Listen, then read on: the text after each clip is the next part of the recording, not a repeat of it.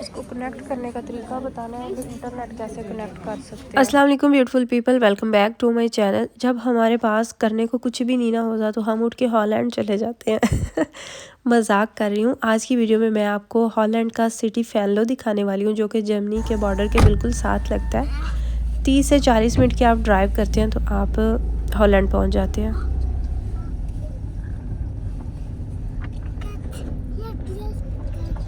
फ़िलहाल हम यहाँ पे रुके हैं क्योंकि यहाँ से हमें लेनी थी एक बुक। वो मेरे हस्बैंड गए हुए हैं बुक लेने के लिए। अब राज को चाहिए थी उसके स्कूल के लिए एक बुक, उसको अभी चाहिए थी अर्जेंट। ऑनलाइन ऑर्डर करते तो ज़रा टाइम लग जाना था, तो देखा तो हमें यहाँ पे भी नज़र आ गई करीब ही, तो अभी उसको लेने गए हुए हैं। बारिश लगी हुई है। इसके बाद फिर हमारा नेक्स्ट है ना, चल मिल गई है। ये वाली बुक थी जो हमें चाहिए थी। अच्छा, इसमें क्या स्पेशल है? इतना तो मुझे था आइडिया कि उसको अभी चाहिए। ये स्कूल की तरफ से बच्चों को होमवर्क दिया गया है कि आपने छुट्टियों में ये बुक पढ़नी है और इसके बाद आपसे क्वेश्चंस किए जाएंगे। ये वाला जो अभी आप बड़े बड़े पाइप और बिल्डिंग्स और इस तरह चीज़ें देख रहे हैं ना, ये है इंडस्ट्री एरिया डुइसबुर्ग सिटी का। मैं जिस सिटी में रहती हूँ इसका नाम है डुइसबुर्ग। इस साइड पे आप आते हैं तो आपको इतनी बड़ी बड़ी लोहे की फैक्ट्रीज नज़र आती हैं, इतने बड़े बड़े मोटे मोटे पाइप नज़र आते हैं जो कि यकीन ही नहीं आता। और मैं देख रही थी कि अल्लाह ताला ने इंसान को इतना अक्ल दिया है, तो ये सब इंसानों ने ही बनाया है, जिन्हें देख के भी एक बंदा खौफ खा जाए। मेरे हस्बैंड बता रहे थे कि जब आज से काफ़ी अर्सा पहले, मतलब जब स्टार्ट का टाइम था, तो इस सिटी में रहने वाले 70% तक लोग इन्हीं फैक्ट्रीज़ में काम किया करते थे। इतनी बड़ी ये फैक्ट्रीज़ है। इसके अलावा ये जो सिटी है इसमें तकरीबन 6.5 लाख लोग रहते हैं सिर्फ इस सिटी में। हालांकि जो सूबा है ना, नॉर्थ राइन वेस्टफालन जर्मनी का, इस सूबे में एक तो ये है कि सबसे ज़्यादा गैर मुल्की इसी सूबे में है। फिर इसका जो मेन सिटी है ना, बड़ा सिटी, उसको डुसलडॉर्फ कहा जाता है, जहाँ पे इंटरनेशनल एयरपोर्ट भी है। तो वहाँ पे भी 6.5 लाख से मतलब थोड़े से ज़्यादा है लोग रहते हैं डुइसबुर्ग की निस्बत। और देखिए आपके ये सिटी भी इतना बड़ा है कि जो इस सूबे का मेन शहर है उतने ही लोग यहाँ पे भी रहते हैं।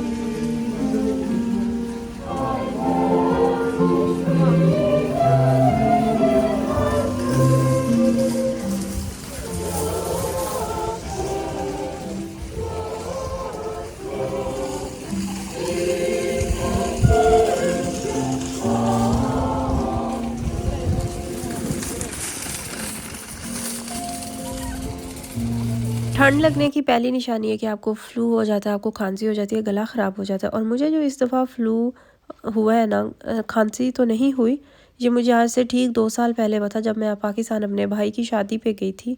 उसके बाद से मुझे अभी ये सख्त वाला हुआ है, जिससे 1 हफ़्ते से ज़्यादा का टाइम गुजर चुका है और ये ठीक होने का नाम ही नहीं ले रहा। और इस दिन भी -6 डिग्री तक था रियल फील। खैर, हम एक शॉप में एंटर हुए। यहाँ से मैं देख रही थी लॉन्ग शर्ट्स थी लेडीज़ के लिए। अगर आप हिजाब करते हैं, आप पर्दा करते हैं, तो आपको अपने पर्दे के हिसाब से या जिस तरह कि आप ड्रेसिंग करते हैं, आपको सेम उसी तरीके के कपड़े यहाँ से भी मिल जाते हैं। ज़रूरी नहीं है कि आपको यहाँ से शॉर्ट शर्ट्स ही मिलती हैं, ऐसा बिल्कुल भी नहीं है। ये हालांकि हॉलैंड है और हॉलैंड में भी अच्छी खासी कम्युनिटी है मुसलमान लोगों की, बल्कि पाकिस्तान से कितने ही लोग हैं जो हॉलैंड में आके कुर्बानी करते हैं।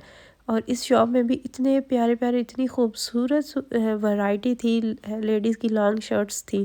खैर, उसके बाद हम आगे अपने फ्राइज़ लेने। हॉलैंड की स्पेशलिटी, जब मैं पहली दफ़ा हॉलैंड में आई थी ना, तो जिस चीज़ ने मुझे अट्रैक्ट किया था अपनी तरफ, यूँ कह ले, या मुझे जो चीज़ यूनिक लगी थी, वो थे यहाँ के इस तरीके से पड़े हुए आलू।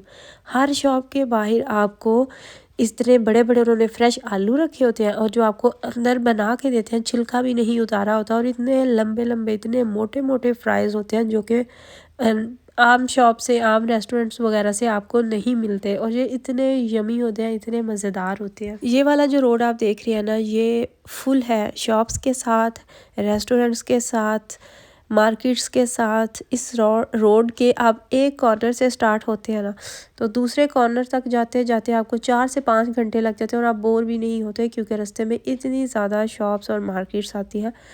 कुछ मार्केट्स हैं जर्मनी वाली ही है, लेकिन यहाँ पे उनका नाम थोड़ा सा और है, चेंज उन्होंने करके रखा हुआ है। खैर हम चले गए प्राइमार्क, फ्राइज़ खाते खाते हम यहाँ तक पहुँचे ताकि हम बोर ना हो जाए, और यहाँ से हमने थोड़ी बहुत शॉपिंग की। बहुत ज़्यादा इन्होंने डिस्काउंट लगाई हुई थी, लोग भी इतने ज़्यादा थे, शदीद रश था, लोगों को आप देख के अंदाज़ा लगा सकते हैं। लेकिन बहुत ही ज़्यादा इन्होंने ऑफ़र्स भी रखी हुई थी, नाइट ड्रेस थे, बच्चों के ड्रेस थे, शूज़ पे इतने ज़्यादा जो विंटर के हिसाब से थे। मतलब ओवरऑल अगर आप भी कुछ लेना चाहते हैं तो आप प्राइमार्क का ज़रूर चक्कर लगाएं। हम संडे को गए थे हॉलैंड। जर्मनी में तो सब कुछ बंद होता है, और आपके पास एक ये अच्छा ऑप्शन होता है जब आप चाह रहे हैं कि आप थोड़ी आउटिंग के लिए निकलना चाहते हैं, तो हॉलैंड जो है ना, ये बहुत ही बेस्ट ऑप्शन है। यहाँ पे इतना रश होता है और इतने ज़्यादा लोग होते हैं जो जर्मनी से ही आए हुए होते हैं। कितनी ज़्यादा आपको गाड़ियाँ नज़र आती हैं पार्किंग एरिया में। इसके अलावा आपको वैसे लोग डॉयच बोलते हुए इतने सुनाई देते हैं, लिटरली मुझे लग ही नहीं था रहा कि हम हॉलैंड में आए हैं। मुझे ऐसे महसूस हो रहा था जैसे हम जर्मनी में ही हैं।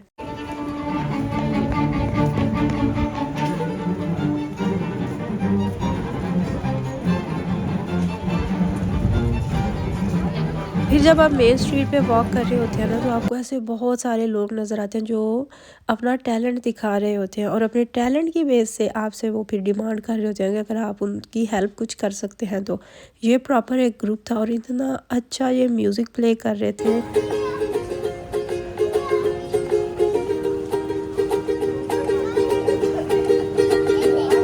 अगर आप मेरे पुराने व्यूवर हैं, आप बहुत पहले से मेरी वीडियोस देख रहे हैं, तो आपको अंदाज़ा होगा कि हम अक्सर हॉलैंड जाते रहते हैं, और हमारा जो फेवरेट रेस्टोरेंट है ना, वो ये वाला रेस्टोरेंट है। यहाँ पे आपको जितनी भी कबाब की वैरायटी मिल रही होती है ना, वो सब हलाल होती है।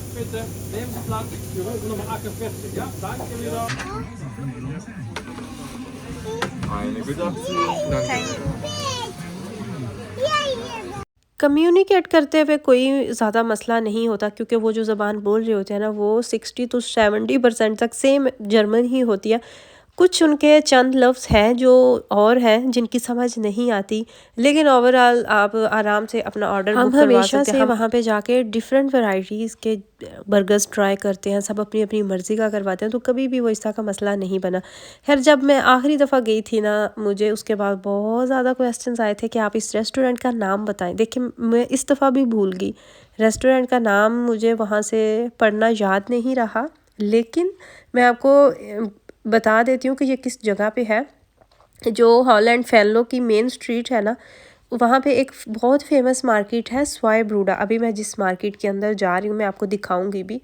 तो उस मार्केट के साथ ही ये मार्केट से आप जब आगे की तरफ जाते हैं ना, तो वहाँ पे ये एक रेस्टोरेंट है। इसके बाहर बहुत ज़्यादा रश होता है, और इसका जो मेन स्क्रीन है वहाँ पे इन्होंने लिखा हुआ भी है हलाल। इस तरह का और कोई भी वहाँ पे रेस्टोरेंट नहीं है, छोटे छोटे से हैं, लेकिन वो मोस्टली फ्राइज़ ही बेच रहे होते हैं। तो आप अगर ढूंढने की कोशिश करना तो आपको ज़्यादा मसला नहीं बने। अगर हम प्राइमार्क मार्केट जाते हैं तो वहाँ से हम जब उस स्ट्रीट को फॉलो करते हुए चल के आते हैं, रास्ते में मैकडोनल्ड्स भी आता है, तो मैकडोनल्ड्स से लेके जो स्वाइब्रूडा ये वाली मार्केट है, इसके दरमियान ही ये रेस्टोरेंट भी आता है। आपको यकीनन मिल जाएगा ये। खैर जैसे ही हम रेस्टोरेंट से निकले तो मेरी फ्रेंड की मुझे आ गई कॉल।